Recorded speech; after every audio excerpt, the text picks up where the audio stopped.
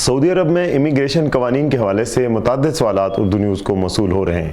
ہمارے ایک قاری وسیم اکرم نے سوال کیا ہے کہ ان کا کمپنی کے ساتھ معاہدہ 2020 میں مارچ میں ختم ہو گیا تھا، مگر کورونا کے باعث سفری پابندیوں کے باعث کمپنی نے انہیں مزید 3 ماہ قیام کا کہا تھا۔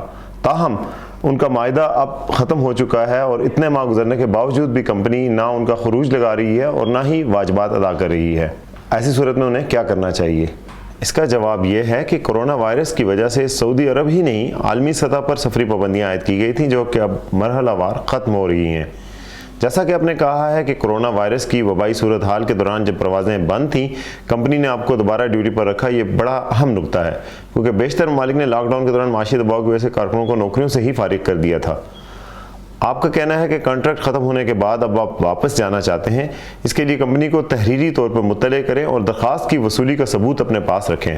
درخواست میں یہ بھی واضح طور پر تحریر کریں کہ آپ مزید معاہدہ نہیں کرنا چاہتے، اس لیے تمام حقوق ادا کر دیے جائیں۔ یاد رہے، قانون کے مطابق غیر ملکی کارکنوں کا معاہدہ ملازمت 1 برس کا ہوتا ہے، جس میں ہر برس توسیع کرانا لازم ہے۔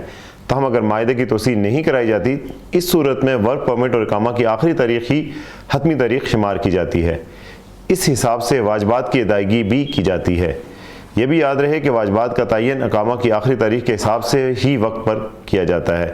اگر تحریری درخواست دینے کے باوجود بھی کمپنی آپ کا خروج نہیں لگاتی اور واجبات ادا نہیں کرتی، تو اس صورت میں آپ تحریری طور پہ لیبر آفس میں شکایت کر سکتے ہیں۔ اس حوالے سے مزید تفصیلات اور سوالات کے لیے آپ urdunews.com وزٹ کریں۔